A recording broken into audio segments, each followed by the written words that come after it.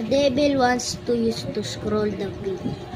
But please don't, because I have a happy things to read this book. This is not just a Bible. This is a book of Cled. God's biggest promise was to send someone special to help and save all people. God promised this for many, many years. And then, one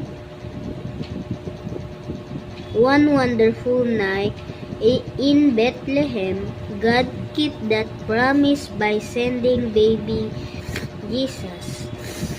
Jesus grew up in a family just like yours.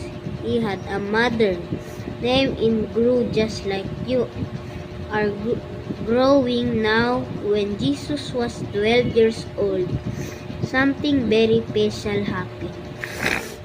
Every year, Jesus' family went to a big city called Jerusalem for a special celebration called Passover. It was like a big family trip. And wait guys, before I read this is my hope. I hope I have get many viewers. Read this story together with any member of your family. The boy Jesus at the temple. Scripture reading Luke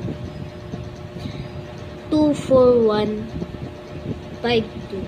Each year his parents went to Jerusalem for the feast of Passover, and when he was 12 years old, they went up according to festival costume. After they had completed this, as they were returning, the boy Jesus remained behind in Jerusalem, but his parents did not know it.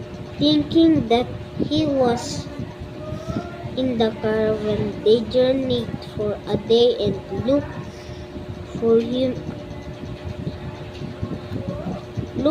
him among their relatives in camps, but not finding him.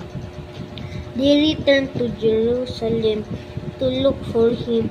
After 3 days, they found him in the temple, sitting in the midst of the teachers, listening to them and asking the question. And